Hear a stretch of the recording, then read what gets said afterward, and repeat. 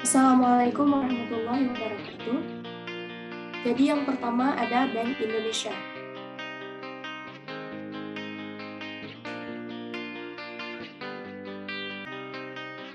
Bank Indonesia, lembaga negara yang independen. Undang-Undang Nomor 23 Tahun 1999 tentang Bank Indonesia dinyatakan berlaku pada tanggal 17 Mei 1999 dan sebagaimana telah diubah dengan Undang-Undang Republik Indonesia Nomor 6 Tahun 2009. Undang-undang ini memberikan status dan kedudukan sebagai suatu lembaga negara yang independen dalam melaksanakan tugas dan wewenangnya, bebas dari campur tangan pemerintah atau pihak lain, kecuali untuk hal-hal yang secara tegas diatur dalam undang-undang ini. Selanjutnya, Bank Indonesia mempunyai otonomi penuh dalam merumuskan dan melaksanakan setiap tugas dan wewenangnya. Sebagaimana ditentukan dalam undang-undang tersebut, pihak luar tidak dibenarkan untuk mencampuri pelaksanaan tugas Bank Indonesia, dan Bank Indonesia juga berkewajiban untuk menolak atau mengabaikan intervensi dalam bentuk apapun dari pihak manapun juga. Sebagai badan hukum publik, Bank Indonesia berwenang menetapkan peraturan-peraturan hukum yang merupakan pelaksanaan dari undang-undang yang mengikat seluruh masyarakat luas sesuai dengan tugas dan wewenangnya.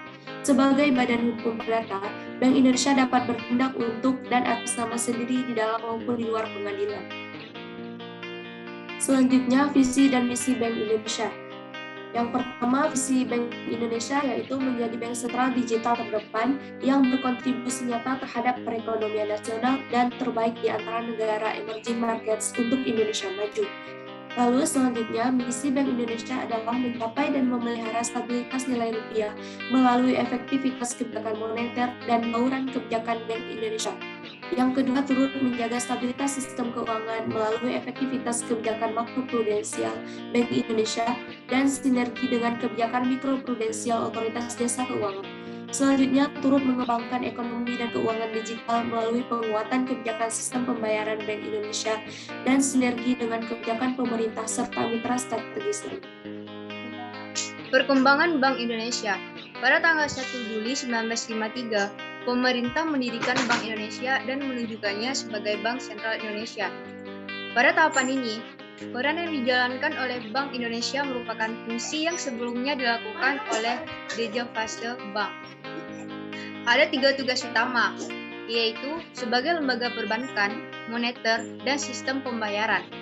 Sebagai tambahan, Bank Indonesia juga memiliki tugas selayaknya bank komersial, seperti halnya Dejavase Bank. Kemudian, pada tahun 1968, tugas serta fungsi yang dimiliki oleh Bank Indonesia mulai berkurang. Dengan diterbitkannya Undang-Undang Bank Sentral tahun 1968, Bank Indonesia tidak lagi menjalankan fungsi sebagai bank komersial. Sebagai gantinya, BI punya tugas menjadi agen pembangunan dalam upaya meningkatkan taraf hidup rakyat. Perubahan tugas Bank Indonesia sebagai bank sentral terjadi kembali pada tahun 1999.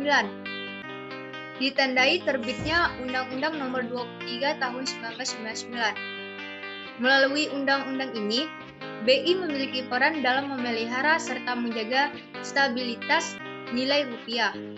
Selanjutnya, melalui amandemen tahun 2004, BI punya peran tambahan dalam hal upaya menguatkan governance. Peran Bank Indonesia sebagai bank sentral berlangsung sampai sekarang. Dalam menjalankan tugasnya, BI memiliki 3 pilar utama, yaitu menetapkan sekaligus menjalankan kebijakan moneter, menjaga kelancaran sistem pembayaran, dan menjaga kestabilan sistem keuangan di wilayah NKRI. Kemudian selanjutnya ada kedudukan Bank Indonesia. BI merupakan bagian dari eksekutif atau pemerintah atau merupakan bagian dari lembaga-lembaga presiden. Karena itu, BI tidak berkedudukan sebagai lembaga negara, melainkan sebagai lembaga pemerintah. Dalam rumpun lembaga negara, Bank Indonesia berada dalam rumpun eksekutif. Hal ini merupakan upaya memberikan jarak dengan pemegang kekuasaan eksekutif agar Bank Indonesia terbebas dari pengaruh dinamika politik. Kemudian, dilihat dari sistem ketatanegaraan Republik Indonesia, kedudukan BI sebagai lembaga negara yang independen tidak sejajar dengan lembaga tinggi negara seperti Dewan Perwakilan Rakyat, Badan Pemeriksa Keuangan, dan Mahkamah Agung. Kedudukan BI juga tidak sama dengan departemen karena kedudukan BI berada di luar pemerintah. Meskipun BI berkedudukan sebagai lembaga negara independen, dalam melaksanakan tugasnya BI mempunyai hubungan kerja dan koordinasi yang baik dengan DPR, BPK, pemerintah, dan pihak lainnya. Status dan kedudukan yang khusus tersebut diperlukan agar BI dapat melaksanakan peran dan fungsinya sebagai otoritas moneter secara lebih efektif dan efisien. Status dan kedudukan hukum Bank Indonesia sebagai lembaga negara yang mempunyai otonomi dan mandiri disebutkan secara tegas pada pasal 4 ayat 2 Undang-Undang Nomor 23 Tahun 1999 dan Undang-Undang Nomor 4 Tahun 2004, yaitu tentang Bank Indonesia.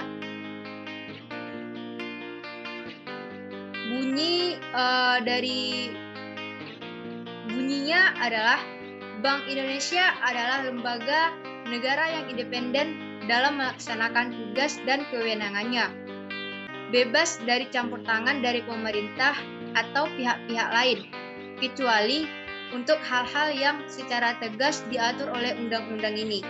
Selanjutnya, peran dan fungsi Bank Indonesia. Yang pertama, menjaga stabilitas moneter. Di sini, Bank Indonesia berperan sebagai bank sentral karena statusnya itulah Bank Indonesia memiliki fungsi menjaga stabilitas moneter dan sistem keuangan.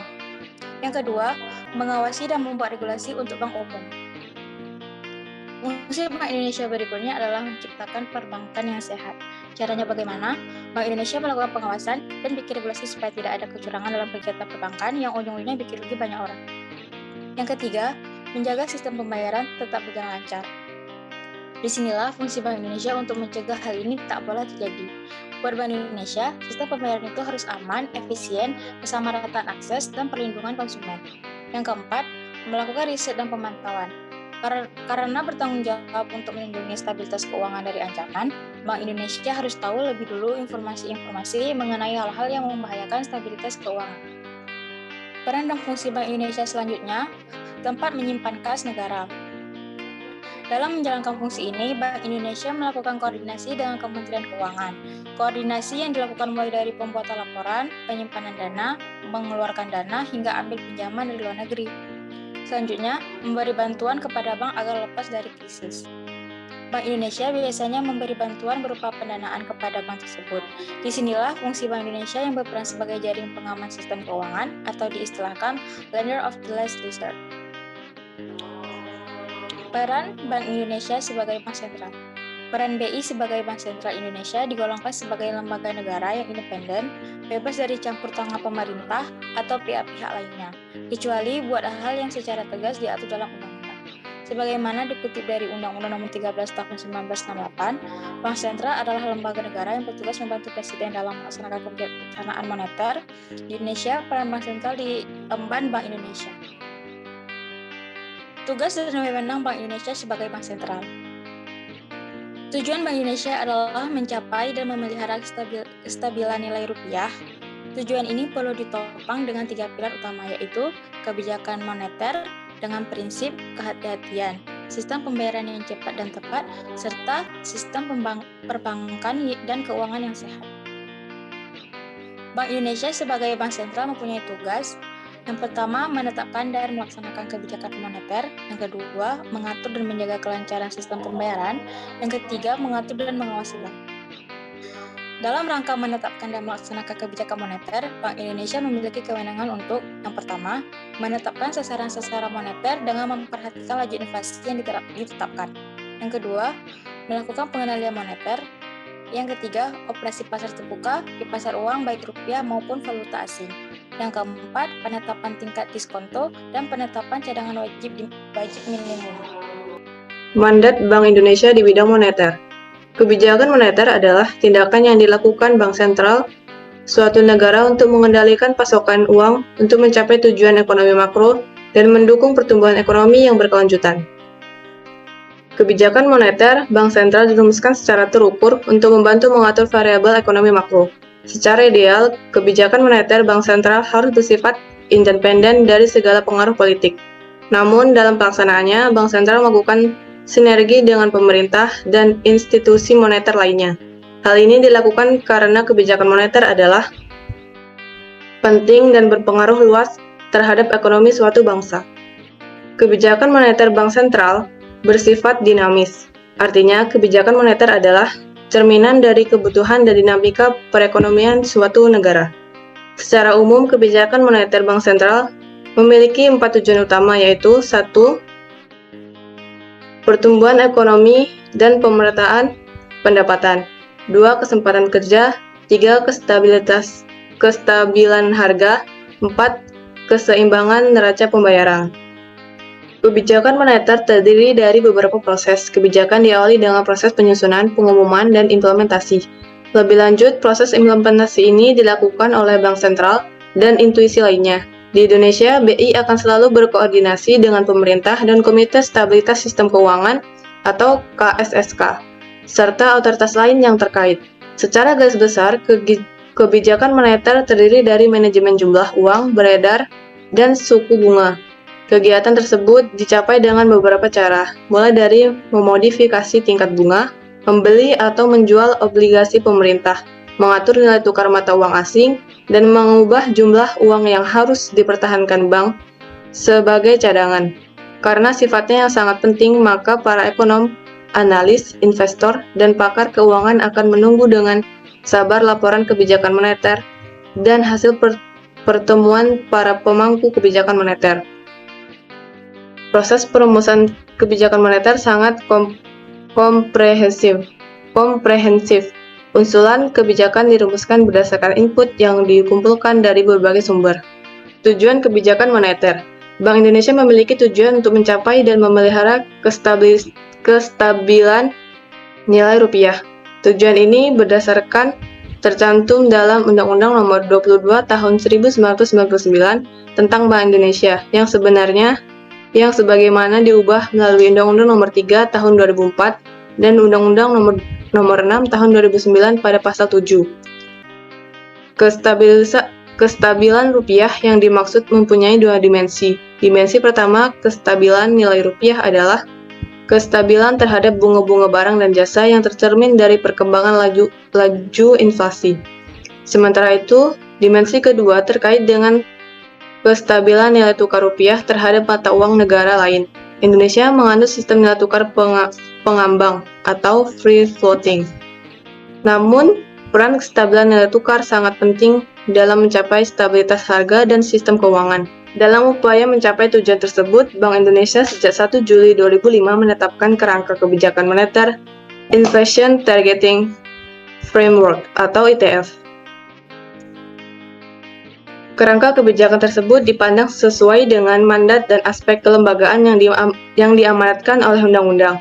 Dalam kerangka ini, inflasi merupakan sasaran yang diutamakan. Bank Indonesia terus melakukan berbagai penyempurnaan kerangka kebijakan moneter sesuai dengan perubahan dinamika dan tantangan perekonomian yang terjadi, guna memperkuat efektivitasnya.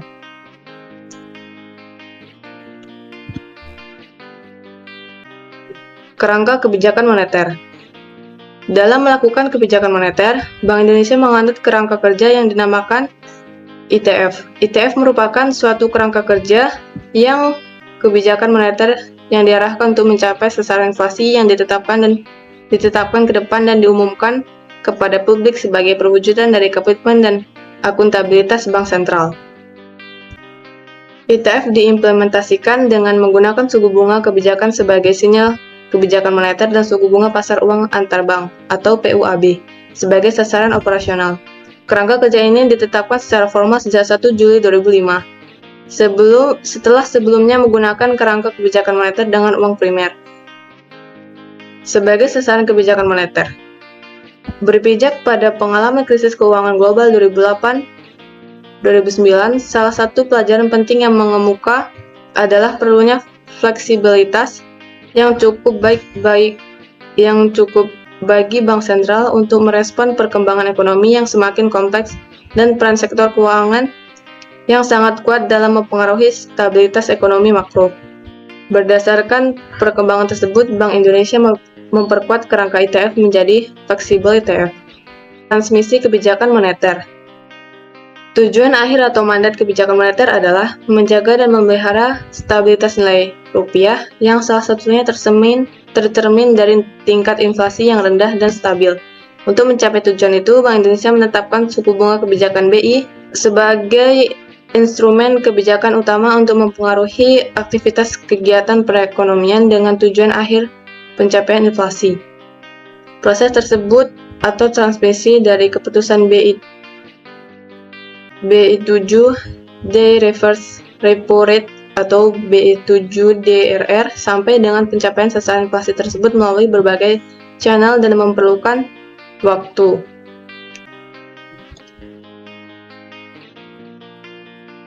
Macam-macam instrumen kebijakan moneter untuk bank sentral yaitu program operasi pasar terbuka, kebijakan diskonto, pengaturan cadangan kas, kebijakan kredit ketat, dan strategi dorongan moral. Sistem pembayaran di Indonesia, perkembangan sistem pembayaran di Indonesia, kebijakan sistem pembayaran di Indonesia. Apa itu sistem pembayaran? Sistem pembayaran adalah sistem yang mencakup seperangkat aturan, lembaga, dan mekanisme yang dipakai untuk melaksanakan pemindahan dana, guna memenuhi suatu kewajiban yang timbul dari suatu kegiatan ekonomi. Sistem pembayar lahir bersamaan dengan lahirnya konsep uang sebagai media pertukaran atau medium of change, atau intermediari dalam transaksi barang, jasa, dan keuangan. Prinsipnya, sistem pembayaran memiliki 3 tahap pemrosesan yaitu otorisasi, clearing, dan penyelesaian akhir. Evolusi sistem pembayaran. Sistem pembayaran terus berevolusi mengikuti evolusi uang dengan 3 unsur penggerak yaitu inovasi teknologi dan model bisnis, tradisi masyarakat, dan kebijakan otoritas. Awal mula alat pembayaran yaitu sistem barter antar barang yang diperjualbelikan. Hanya saja masalah muncul ketika dua orang ingin bertukar tidak sepakat dengan nilai pertukarannya atau salah satu pihak tidak terlalu membutuhkan barang yang akan ditukar. Mandat BI di bidang SP dan PUR. Untuk mengatasi hal itu, manusia mengembangkan uang komoditas. Komoditas di sini adalah barang dasar yang hampir dibutuhkan oleh semua orang, misalnya garam, teh, tembakau, hingga biji-bijian. Hewan ternak digunakan sebagai uang komoditas pada tahun 900-an hingga 6000 sebelum tahun Masehi. Gandum, sayuran, dan tumbuhan kemudian juga dijadikan uang komoditas setelah muncul budaya pertanian. Selanjutnya, uang primitif mulai digunakan sekitar tahun 1200 sebelum Masehi dan berupa cangkang kerang atau cangkang hewan lainnya. Orang Tionghoa mulai memproduksi imitasi kerang kauri yang terbuat dari logam dan tembaga. Sekitar tahun 100 sebelum Masehi, potongan kulit rusa putih dengan ukuran dan diberi berbagai jenis warna yang pernah digunakan sebagai alat pembayaran. Uang kertas mulai digunakan pada sebagai alat pembayaran. Swedia merupakan untuk pertama di negara benua Eropa yang menggunakan uang kertas di tahun 1661 setelah pabrik kertas didirikan pada tahun 1150 di Spanyol. Sistem pembayaran tunai dan sistem pembayaran non-tunai. Statistik sistem pembayaran dan infrastruktur pasar keuangan atau SPIP. Salah satu mandat BI untuk mengatur dan menjaga kelancaran sistem pembayaran dan pengelolaan uang rupiah atau SPPUR. Tugas pokok di bidang SPPUR. Pertama, memiliki keterkaitan yang erat dengan EBI. Yang kedua, menyelenggarakan sistem pembayaran BI yang melayani transaksi retail perbankan di Indonesia. Ketiga, menyediakan infrastruktur pasar keuangan yang sangat penting dalam mendukung kegiatan perekonomian Indonesia. Yang keempat, berbagai kebijakan BI di bidang sistem pembayaran senantiasa ditunjukkan untuk mewujudkan sistem pembayaran yang cepat, mudah, murah, aman, dan handal. Dengan diterbitkannya SPIP, ini diharapkan dapat memberikan informasi bagi stakeholders mengenai tugas BI di bidang SPPUR, serta menjadi salah satu referensi bagi pihak-pihak yang membutuhkan statistik berkaitan dengan perkembangan sistem pembayaran dan infrastruktur pasar keuangan di Indonesia. Saran, kritik, dan komentar yang konstruktif dari semua pihak sangat diharapkan guna lebih menyempurnakan cakupan dan kualitas SPIP Selanjutnya yaitu mengenai mandat Bank Indonesia di bidang makroprudensial. Apa itu bidang makroprudensial? Menurut International Monetary Fund atau IMF, kebijakan makroprudensial adalah kebijakan yang memiliki tujuan utama untuk memelihara stabilitas sistem keuangan secara keseluruhan melalui pembatasan peningkatan risiko sistemik. Sementara itu, risiko sistemik adalah suatu risiko yang menyebabkan kegagalan dari satu atau beberapa institusi keuangan sebagai hasil dari kejadian sistematik, yaitu berupa guncangan atau shock yang memengaruhi salah satu institusi yang kemudian shock tersebut akan menyebar dan terjadi ke institusi lainnya. Oleh karena itu, mandat Bank Indonesia sebagai pengatur dan pengawas makroprudensial ditetapkan dalam Peraturan Bank Indonesia Nomor 16/11/PBI tahun 2014 tentang pengaturan dan pengawasan makroprudensial. Oleh karena itu, kebijakan makroprudensial memiliki beberapa karakteristik. Yang pertama adalah memiliki tujuan menjaga stabilitas sistem keuangan. Selanjutnya, memiliki fokus pada sistem keuangan secara keseluruhan atau system-wide perspective. Dan yang terakhir adalah membatasi pembentukan resiko sistemik. Kemudian, kebijakan makroprudensial yang dijalankan oleh Bank Indonesia memiliki tujuan, yaitu dalam mencegah instabilitas untuk menghindari biaya perekonomian yang timbul dari kegagalan sektor keuangan atau biaya penanggulangan krisis. Selanjutnya, kebijakan makroprudensial yang dilakukan oleh Bank Indonesia memiliki fokus kebijakan, yaitu berorientasi pada sistem, melalui sistem keuangan secara keseluruhan melalui pendekatan yang bersifat top-down. Pendekatan yang bersifat top-down adalah pendekatan yang dilakukan oleh Bank Indonesia, di mana proses pengambilan keputusan dilakukan oleh di tingkat atas, kemudian dikomunikasikan kepada seluruh tim atau badan yang berada di bawahnya. Selanjutnya, dalam proses identifikasi risiko dan pemutusan kebijakan, Bank Indonesia menggunakan dimensi runtun waktu atau time series dan antar subjek atau cross section. Time series adalah di mana Bank Indonesia menggunakan atau mengumpulkan data melalui urutan waktu dalam suatu rentang waktu tertentu. Sementara itu, cross section adalah Bank Indonesia mengumpulkan data dari beberapa pihak dalam suatu titik tertentu. Kemudian, dalam mengenai waktu perumusan dan implementasi instrumen, Bank Indonesia menggunakan kebijakan bersifat time varying atau fleksibel, yaitu dapat disesuaikan dengan siklus yang terjadi. Contohnya yaitu aktivasi LTV bagi kredit properti yang dapat disesuaikan dengan siklus pertumbuhan kredit di sektor properti. Jadi, setelah berlakunya Undang-Undang Nomor 21 Tahun 2011 tentang Otoritas Jasa Keuangan, maka Bank Indonesia mengemban tugas sistemik, yaitu dalam pengendalian tingkat inflasi, kemudian menjaga kestabilan nilai rupiah, selanjutnya menjaga kelancaran sistem pembayaran dan memantau perbankan secara umum. Dalam hal ini, menetapkan dan melaksanakan kebijakan makroprudensial, maka Bank Indonesia memiliki mandat melakukan pengaturan makroprudensial, selanjutnya pengawasan makroprudensial, kemudian pengaturan dan pengawasan akses keuangan, kemudian menjalankan fungsi sebagai lender of last resort, dan yang terakhir adalah koordinasi dengan otoritas terkait. Oleh karena itu, kebijakan makroprudensial dilakukan oleh semua sistem keuangan, baik itu konvensional maupun syariah. Kebijakan makroprudensial itu dilakukan secara menyeluruh atau secara keseluruhan, tidak hanya berfokus pada salah satu kesehatan individu aja atau disebut dengan non-mikroprudensial. Maka oleh sebab itu, Bank Indonesia terkait dengan semua sistem keuangan, seperti bank, koperasi, IKNMB, rumah tangga, infrastruktur keuangan, dan pasar keuangan.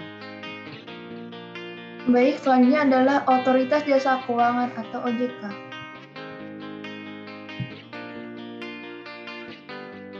Lalu ada profil OJK. Otoritas Jasa Keuangan atau OJK adalah lembaga independen dan bebas campur tangan pihak lain yang memiliki fungsi menyelenggarakan sistem peraturan dan pengawasan dan terintegrasi terhadap keseluruhan kegiatan di dalam sektor jasa keuangan. Sektor jasa keuangan di bawah OJK mencakup kegiatan di sektor perbankan, pasar modal, perasuransi, dana pensiun, lembaga pembiayaan, dan lembaga jasa keuangan lainnya. Berkaitan dengan reksadana, OJK mengawasi dan memberikan izin atau lisensi bagi manajer investasi, produk reksadana dan agen penjualnya. OJK juga memberikan perlindungan dan edukasi bagi investor maupun masyarakat luas terkait layanan jasa keuangan. Lalu selanjutnya ada visi dan misi OJK. Visi Otoritas Jasa Keuangan atau OJK adalah menjadi lembaga pengawas industri jasa keuangan yang terpercaya, melindungi kepentingan konsumen dan masyarakat, dan mampu mewujudkan industri jasa keuangan menjadi pilar perekonomian nasional yang berdaya saing global serta dapat memajukan kesejahteraan umum. Lalu ada misi Otoritas Jasa Keuangan atau OJK adalah yang pertama, mewujudkan keterselenggarannya seluruh kegiatan di dalam sektor jasa keuangan secara teratur, adil, transparan, dan akuntabel. Yang kedua, mewujudkan sistem keuangan yang tumbuh secara berkelanjutan dan stabil. Yang terakhir adalah melindungi kepentingan konsumen dan juga masyarakat. Lalu ada latar belakang dibentuknya OJK. Otoritas Jasa Keuangan adalah lembaga negara yang dibentuk berdasarkan Undang-Undang Nomor 21 Tahun 2011 yang berfungsi menyelenggarakan sistem peraturan dan pengawasan yang terintegrasi terhadap keseluruhan kegiatan di dalam sektor jasa keuangan baik di sektor perbankan, pasar modal, sektor jasa keuangan non-bank seperti asuransi, dana pensiun, lembaga pembiayaan, dan lembaga jasa keuangan lainnya. Secara lebih lengkap, OJK adalah lembaga independen dan bebas dari campur tangan pihak lain yang memiliki fungsi, tugas, dan wewenang pengaturan, pengawasan, pemeriksaan, dan penyidikan sebagaimana dimaksud dalam Undang-Undang Nomor 21 tersebut. Tugas pengawasan industri keuangan non-bank dan pasar modal secara resmi beralih dari Kementerian Keuangan dan Bapepam LK ke OJK pada 31 Desember 2012. Sedangkan pengawasan di sektor perbankan beralih ke OJK pada 31 Desember 2013 dan lembaga keuangan mikro pada 2015. Ada 3 tujuan dibentuknya OJK, antara lain 1. Keseluruhan kegiatan di dalam sektor jasa keuangan terselenggara secara teratur, adil, transparan, dan akuntabel. 2. Agar keseluruhan kegiatan di dalam sektor jasa keuangan mampu mewujudkan sistem keuangan yang tumbuh secara berkelanjutan dan stabil. 3. Keseluruhan kegiatan di dalam sektor jasa keuangan mampu melindungi kepentingan konsumen dan masyarakat.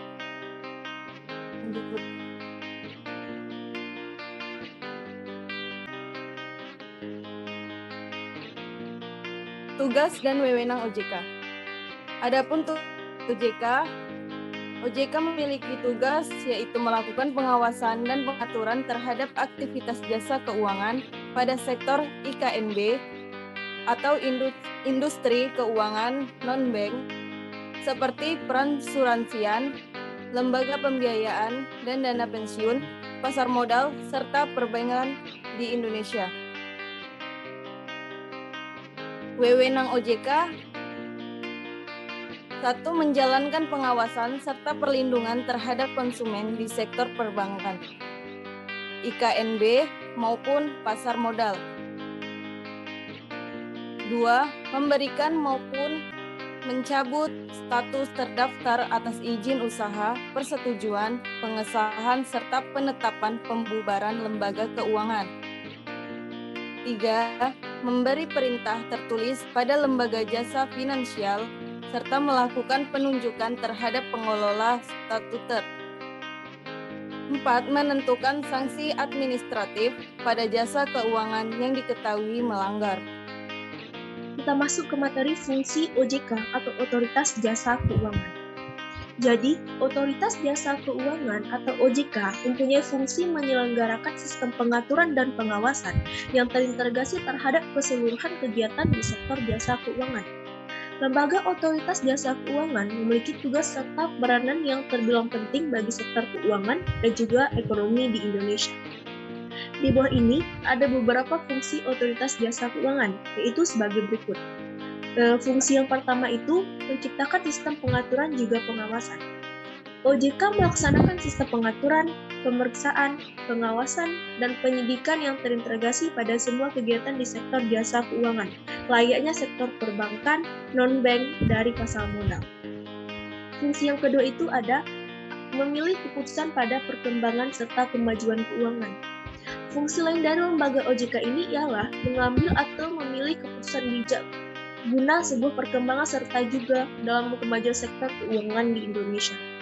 Keputusan yang dipilih ini harus berasal dari berbagai sektor, seperti pada sektor perbankan, pasar modal, serta industri non-bank yang lainnya terlibat di dalamnya. Fungsi yang terakhir itu ada melindungi konsumen. OJK juga memiliki fungsi dalam melindungi konsumen untuk mewujudkan keuangan inklusif untuk para masyarakat Indonesia dengan perlindungan pelanggan yang sudah dipercaya. Maka dari itu, OJK akan mengatur regulasi yang berkaitan dengan perlindungan data masyarakat terhadap pihak terkait. Selain itu, juga sebagai pengambil serta pemilihan keputusan mengenai perlindungan konsumen.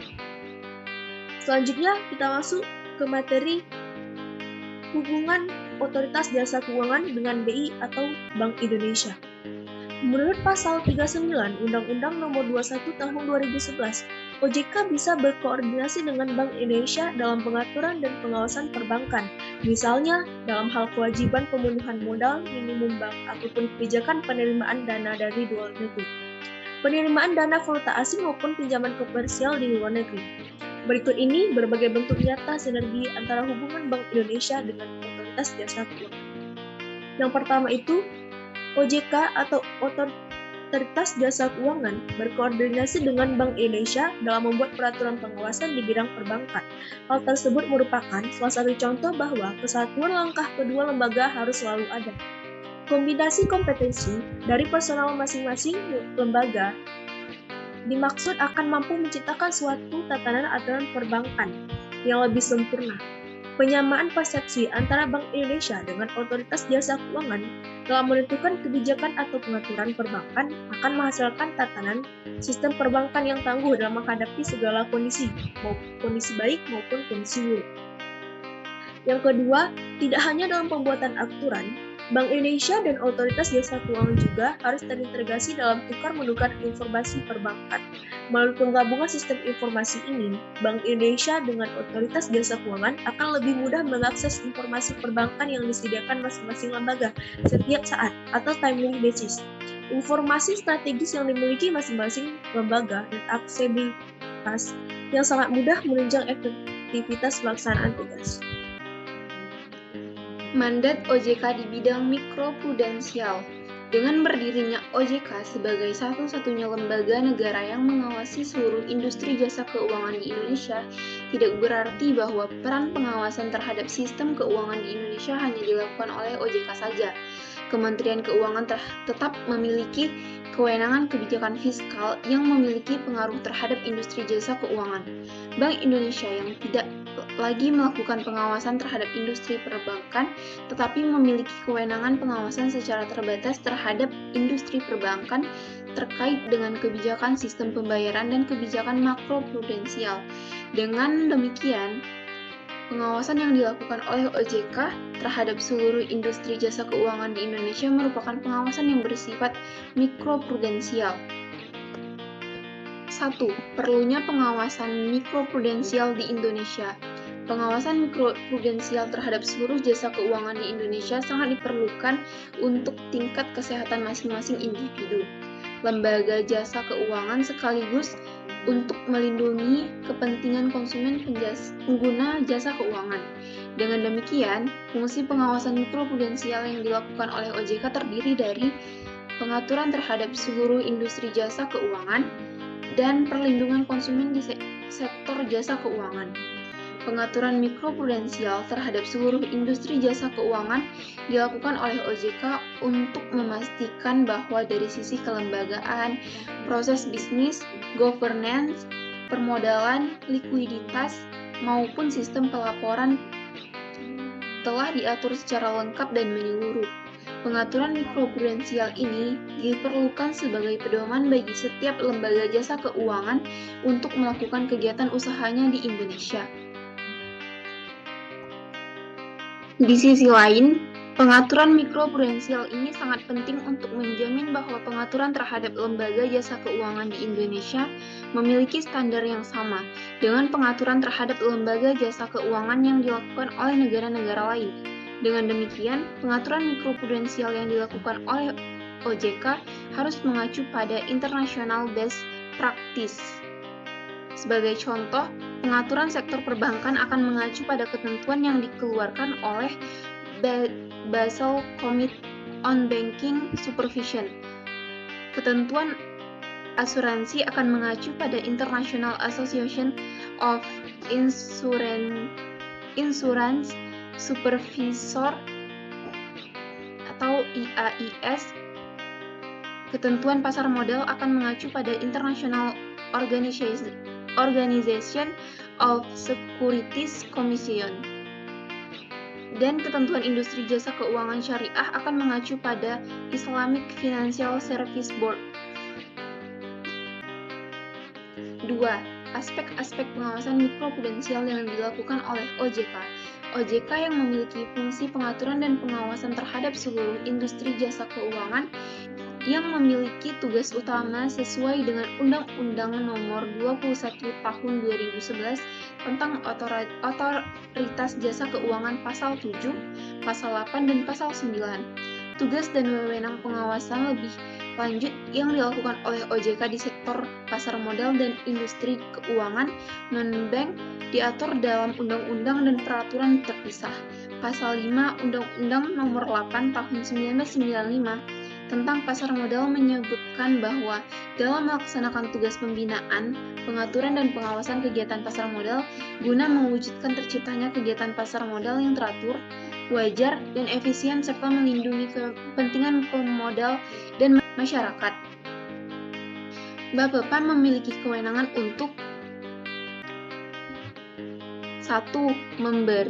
Memberi izin usaha kepada bursa efek, lembaga dan penjaminan, lembaga penyimpanan dan penyelesaian, reksadana, perusahaan efek, penasihat investasi, dan biro administrasi efek.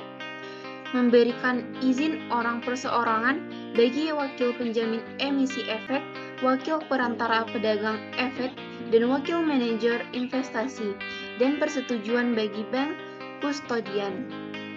B. Mewajibkan pendaftaran profesi penunjang pasar modal dan wali amanat. Menetapkan persyaratan dan tata cara pencalonan dan memberhentikan untuk sementara waktu komisaris. Menetapkan persyaratan dan tata cara pernyataan pendaftaran serta menyatakan, menunda atau membatalkan efektifnya pernyataan pendaftaran. Mengadakan pemeriksaan dan penyidikan terhadap setiap pihak dalam hal terjadi peristiwa yang diduga merupakan pelanggaran terhadap undang-undang ini. C. Mewajibkan setiap pihak untuk menghentikan atau memperbaiki iklan atau promosi yang berhubungan dengan kegiatan di pasar modal, atau mengambil langkah-langkah yang diperlukan untuk mengatasi akibat yang timbul dari iklan atau promosi yang dimaksud. D. Melakukan pemeriksaan terhadap setiap emiten atau perusahaan publik yang telah atau diwajibkan menyampaikan pernyataan pendaftaran kepada Bapepam. E. Menunjuk pihak lain untuk melakukan pemeriksaan tertentu dalam rangka pelaksanaan wewenang Bapepam. F. Mengumumkan hasil pemeriksaan. G. Membekukan atau membatalkan pencatatan suatu efek pada bursa efek atau menghentikan transaksi bursa atas efek tertentu untuk jangka waktu tertentu guna melindungi kepentingan pemodal. H. Menghentikan kegiatan perdagangan bursa efek untuk jangka waktu tertentu dalam hal keadaan darurat. J. Memeriksa keberatan yang diajukan oleh pihak yang dikenakan sanksi oleh bursa efek, lembaga clearing dan penjaminan, atau lembaga penyimpanan dan penyelesaian serta memberikan keputusan membatalkan atau menguatkan pengenaan sanksi yang dimaksud. K. Menetapkan biaya perizinan, persetujuan, pendaftaran, pemeriksaan, dan penelitian serta biaya lain dalam rangka kegiatan pasar modal. I. Melakukan tindakan yang diperlukan untuk mencegah kerugian masyarakat sebagai akibat pelanggaran atas ketentuan di bidang pasar modal. memberikan penjelasan lebih lanjut yang bersifat teknis atas undang-undang ini atau peraturan pelaksanaannya. N. Menetapkan instrumen lain sebagai efek selain yang telah ditentukan dalam pasal 1 angka 5 UU PM dan melakukan hal-hal lain yang diberikan berdasarkan undang-undang ini. Dalam rangka pemeriksaan bank, BI dan OJK juga terus melakukan hubungan timbal balik. BI dalam kondisi tertentu akan melakukan pemeriksaan khusus terhadap bank setelah berkoordinasi dengan OJK. Begitu sebaliknya dalam hal OJK mengidentifikasikan bank tertentu mengalami kondisi yang memburuk, maka OJK akan segera menginformasikan kepada BI. Kerjasama resiprokal yang dimaksud sangat bermanfaat untuk mengantisipasi dampak sistematik negatif dari suatu kondisi perbankan. Dengan kerjasama itu pula tindakan penanganan yang tepat dapat diambil dengan cepat. Ekonomi dan keuangan syariah. Pengertian dan konsep. Ekonomi syariah adalah ekonomi yang mengimplementasikan nilai dan prinsip dasar syariah bersumber dari ajaran agama Islam. Nilai dan prinsip syariah yang berlaku universal dalam segala aspek kehidupan, termasuk dalam kegiatan ekonomi dan keuangan. Konsep yang dijalankan dalam transaksi lembaga keuangan syariah didasarkan kepada prinsip kemitraan, sistem bagi hasil dan jual beli atau sewa menyewa untuk transaksi komersial dan pinjaman meminjam atau kad atau kredit yang bertujuan untuk tidak merugikan transaksi sosial. Implementasi prinsip syariah inilah yang menjadi pembeda utama dengan bank konvensional. Ekonomi dan keuangan syariah berpegang teguh terhadap konsep. 1. Akidah.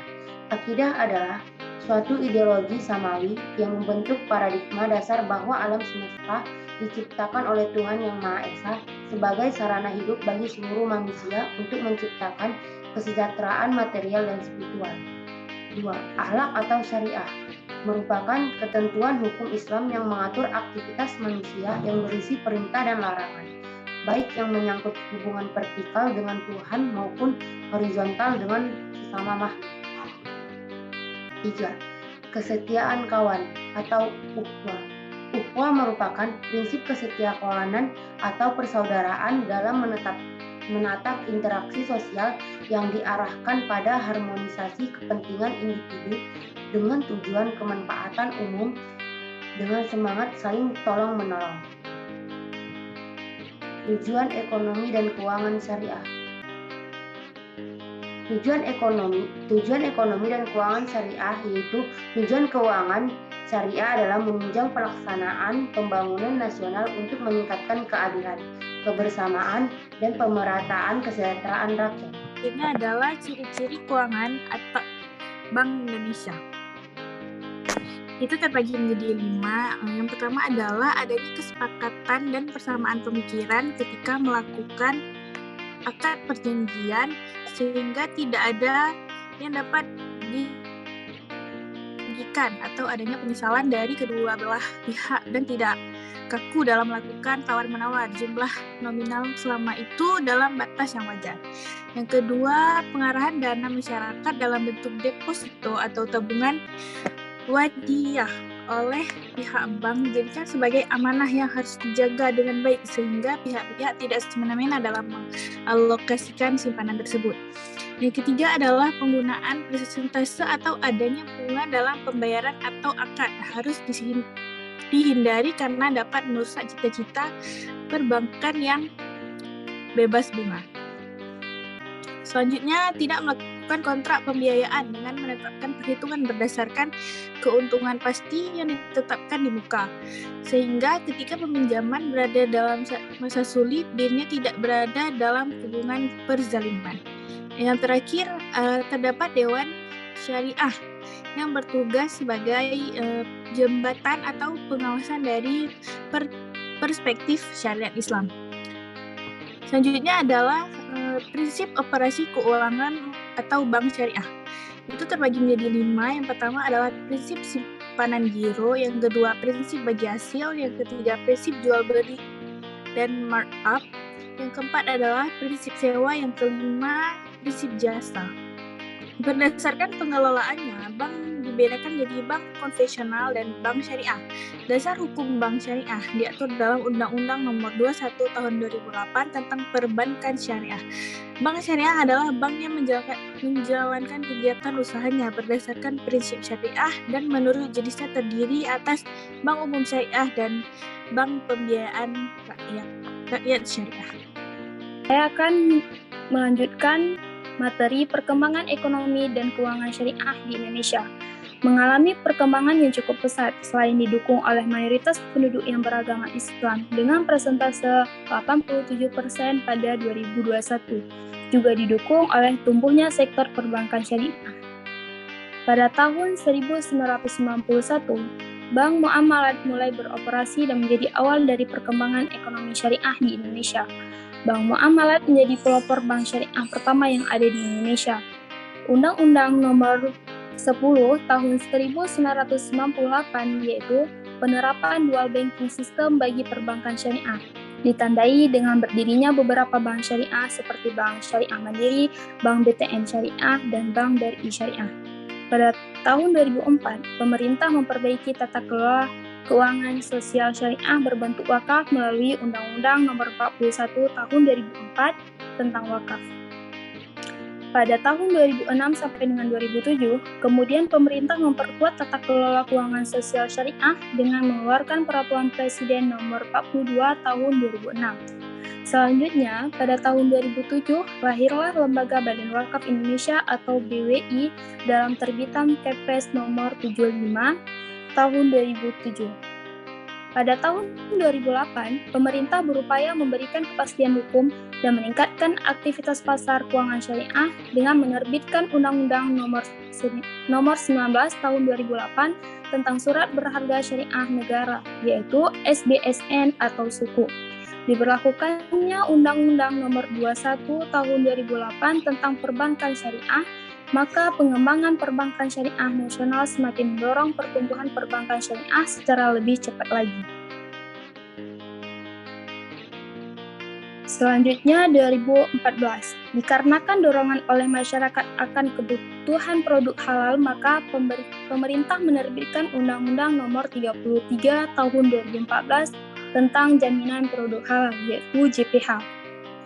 Peraturan ini memberikan perlindungan dan jaminan terhadap kehalalan suatu produk dengan penyelenggaraan jaminan produk halal dalam bentuk sertifikat halal.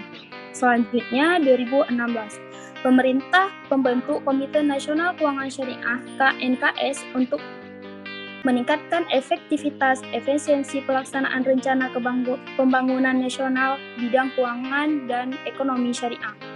Pada tahun 2019, pemerintah menyusun sebuah rencana jangka panjang guna mengatur strategis terarah pengembangan industri jasa keuangan syariah yang bernama Master Plan Ekonomi dan Keuangan Syariah Indonesia 2019 sampai dengan 2024. Pada tahun 2020, selanjutnya KNKS diubah menjadi KNEKS, yaitu Komite Keuangan Ekonomi dan Keuangan Syariah, untuk menambah skop jangkauan untuk Indonesia sebagai pusat halal dunia. Pada tahun 2021, pada 1 Februari 2021 diresmikan Bank Syariah Indonesia, yaitu BSI, hasil merger 3 bank syariah dari unit usaha syariah. Bank BUMN, yaitu BNI Syariah, BRI Syariah, dan Bank Syariah Mandiri. Pada 25 Januari 2021 diresmikan brand ekonomi syariah dalam bentuk satu simbol milik negara. Tujuannya untuk menyatukan kebersamaan dalam seluruh kegiatan yang berkaitan dengan ekonomi dan keuangan syariah Indonesia. Selanjutnya yaitu larangan dalam pengelolaan keuangan syariah. Yang pertama ada riba. Makna harfiah dari kata riba adalah pertambahan, kelebihan, pertumbuhan, atau peningkatan. Sedangkan menurut istilah teknis, riba berarti pengambilan tambahan dari harta pokok atau modal secara batil. Para ulama sepakat bahwa hukum riba adalah haram. Sebagaimana dijelaskan dalam surat Al-Baqarah ayat 275 sampai dengan 278 yang mana meninggalkan riba atau sistem bunga dan kembalilah kepada sistem ekonomi syariah. Yang kedua ada maisir. Maisir menurut bahasa yaitu gampang atau mudah. Menurut istilah, meisir berarti memperoleh keuntungan tanpa harus bekerja keras. Meisir sering dikenal dengan perjudian. Karena dalam praktik perjudian, seseorang dapat memperoleh keuntungan dengan cara mudah. Dan seseorang dalam kondisi ini bisa untung atau bisa rugi. Jadi, judi dilarang dalam praktik keuangan Islam. Namun memperoleh sesuatu dengan mudah tanpa bekerja keras atau judi, hal ini diatur dalam surat Al-Maidah ayat 90, yang mana yaitu meninggalkan segala bentuk usaha yang spekulatif atau perjudian. Selanjutnya ada gharar. Gharar merupakan pertaruhan. Menurut istilah, gharar berarti sesuatu yang mengandung ketidakjelasan, pertaruhan atau perjudian. Setiap transaksi yang masih belum jelas barangnya atau tidak berada dalam kuasanya alias di luar jangkauan termasuk jual beli gharar. Misalnya membeli burung di udara atau ikan dalam air atau membeli ternak yang masih dalam kandungan induknya, termasuk dalam transaksi yang bersifat gharar. Pelarangan gharar karena memberikan efek negatif dalam kehidupan, karena gharar merupakan praktik pengambilan keuntungan secara batil. Segala sesuatu yang bersifat tidak jelas atau tidak pasti. Yang terakhir yaitu boros. Boros atau mubazir merupakan pelanggaran prinsip dari ajaran Islam. Bahkan Quran Surat Al-Isra ayat 27, Allah berfirman bahwa mubazir sangat dilarang sampai Allah menganggap mubazir sebagai saudara syaitannya, yaitu produk keuangan syariah. Yang pertama ada asuransi syariah, yaitu sebuah usaha untuk saling melindungi dan saling tolong-menolong di antara para pemegang polis atau peserta, yang dilakukan melalui pengumpulan dan pengelolaan dana terbaru yang memberikan pola pengambilan untuk menghadapi risiko tertentu melalui akad atau perikatan yang sesuai dengan prinsip syariah. Asuransi syariah juga misi akidah, ibadah atau tahun, ekonomi atau ikhtisyad, dan misi pemberdayaan umat atau sosial. Hal ini berbeda dengan asuransi konvensional yang hanya bermisi sosial. Yang kedua, surat berharga syariah negara atau SBSN atau sukuk. Sukuk adalah surat berharga yang mempresentasikan kepemilikan aset berupa penerbitan surat utang dengan berbasiskan prinsip syariah. Pada produk sukuk, imbalan hasil yang diberikan adalah berupa uang sewa atau ujrah atau bagi hasil dengan persentase tertentu tanpa riba atau bunga. Yang ketiga yaitu saham syariah, yang mana indeks saham syariah dikeluarkan pasar modal syariah. Dengan demikian, mekanisme transaksinya baik penjualan maupun pembelian tidak boleh dilakukan langsung untuk menghindari manipulatif harga. Saham ini juga tidak memasukkan saham-saham perbankan ataupun barang yang mengandung unsur haram, misalnya rokok dan minuman beralkohol. Yang keempat yaitu deposito syariah. Produk simpanan berjangka yang dikelola menggunakan syariah Islam. Nah, kita dapat memperoleh margin dari bagi hasil atau nisbah sesuai akad mudharabah. Yang kelima, pembiayaan syariah atau leasing syariah. Ini mempunyai prinsip yang berbeda dengan pembiayaan konvensional. Dalam pembiayaan ini, transaksi dilakukan pemberian pinjaman selaku penjual. Sementara dalam pembiayaan konvensional, posisinya adalah sebagai kreditor, artinya sebagai penjual. Perusahaan harus memiliki barang yang akan dijual kepada konsumen. Lembaga pembiayaan harus membeli barang dari supplier, baik secara tunai maupun non-tunai. Kemudian, perusahaan menjual barang tersebut kepada konsumen dengan harga lebih tinggi, sesuai kesepakatan. Namun, transaksi tersebut harus menyebut harga beli ditambah biaya-biaya perolehan dan keuntungan yang diambil perusahaan.